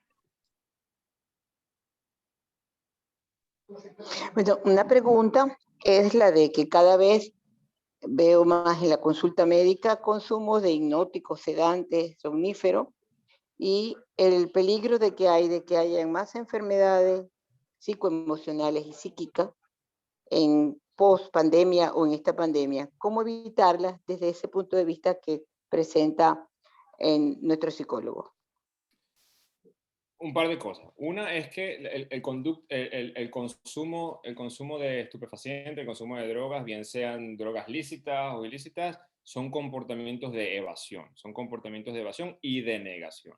Son tal vez trampitas que nos hacemos nosotros para poder lidiar cómo nos sentimos de vez en cuando. Lo primero que yo siempre converso con todos los clínicos es la compasión. Es evitar crear estigmas, evitar crear etiquetas, evitar rechazar o hacer sentir a la persona peor, porque si la persona está consumiendo es porque ya está viviendo un proceso individual muy importante. Y hay que tratarlo como, una vez más, como un síntoma de un mayor malestar que pueda estar pasando. ¿Ok? Trabajar la congruencia, qué es lo que desea, qué es lo que necesita, cuál es la esperanza de esta persona. En terapia enfocada en la solución se llama la esperanza o se llama el hope. ¿Cuál es el hope de esta persona? ¿Hacia dónde quiere llegar? Y cómo esta conducta está siendo congruente hacia dónde quieres llegar, o cómo te está quitando a dónde quieres estar. Y muchas veces hay un anclaje, muchas veces el anclaje es un matrimonio que quiero salvar, unos hijos con los que quiero estar, un empleo con el que quiero conseguir o el que no quiero que me voten, mi propia salud. Entonces, ¿cuál va a ser ese anclaje que va a hacer que la persona tenga esperanza de poder hacer ese cambio? Eso es lo primero. Lo segundo es que muchas veces el psicotrópico es importante para que la persona pueda hacer trabajo cognitivo. A veces el deterioro cognitivo es tal que la persona necesita de apoyo químico o neuroquímico para poder hacer el trabajo. Entonces, ahí ya no es mi parte éticamente no es mi parte de responsabilidad ni de experiencia, pero consultar tanto con el neurólogo o con el psiquiatra o con el médico familiar, que tanto está la persona en un proceso de desorden que necesita un apoyo farmacológico para poder hacer ese proceso de esperanza. Porque sin el apoyo farmacológico, si por ejemplo una persona que fume marihuana o que consuma tabletas de marihuana, si yo le quito la marihuana inmediatamente, le voy a quitar esa posibilidad de hacer esa evaluación cognitiva, porque el anclaje va a ser el consumo. El anclaje va a ser la dependencia o el sistema de dependencia que creó ante la droga, va a ser el anclaje y todo su enfoque, toda su atención va a ir al esfuerzo que requiere no consumir en lugar del proceso de aprendizaje. Entonces, a veces sí es importante, y con pacientes psiquiátricos siempre pasa, que tanto terapia con apoyo psicofarmacológico es científicamente lo que mejor da resultado a nuestra manera occidental de ver el mundo, obviamente, porque ya las tendencias orientales son otras. Muchas gracias, José. Bueno, ya vamos a tener que dar por finalizada esta conferencia y este taller. Quiero agradecer a cada una de las personas por tener el tiempo tan interesante de escuchar a José e invitarlos a quienes quieran participar y conocer un poco más de nuestra organización internacional que es SONTA, y los invitamos a que nos vean nuestras redes sociales a través de SONTA Sudamérica, a través de YouTube, esta charla muy interesante para llegar a mayor cantidad de público. José, vamos a transmitirla a través de YouTube de SONTA de Sudamérica, y además invitarlos a la página web de SONTA Internacional, que es www.sonta.org. Muchas gracias. Gracias, José. Gracias, Ana María. Gracias, Liliana, que es la presidenta del Club Sonta Viña del Mar. Gracias, señora Adriana Otera, que es la vicepresidenta de la región de Sudamérica, y quien habla, Miriam Morgado, como representante de la región de Sudamérica.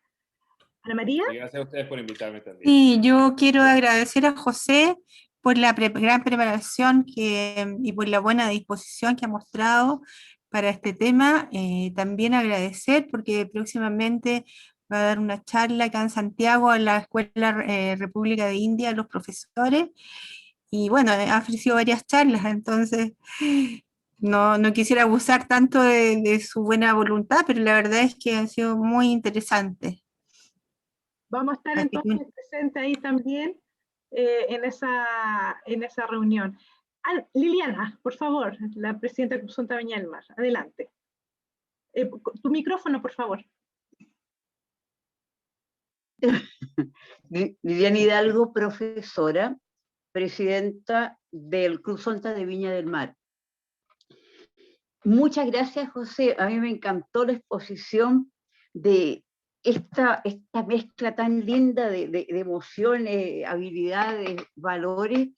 Yo creo que lo personal mío es que todo va a ser manejado en un equilibrio para que a las familias y a nuestros niños y a todos nosotros nos permitan enfrentar esta pandemia y muchas otras que se nos vienen por delante. Hay muchas cosas que nos que son adversas, ¿no es cierto?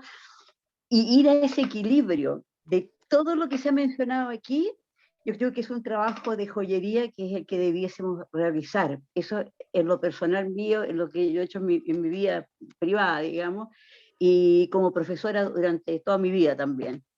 Muchas gracias porque la exposición estuvo clarísima y nos ha llegado a todas. Uno no responde inmediatamente porque está masticando las cosas, de eso se trata también, asimilar bien. ¿Ah? Por eso nos demoramos un poquito en hacer el comentario. Gracias. No, a tu orden. Muchas gracias. Muchas gracias y que tengan muy buenas noches. Vale, En descansen. Sudamérica. Muchas gracias. Buenas noches. Ay.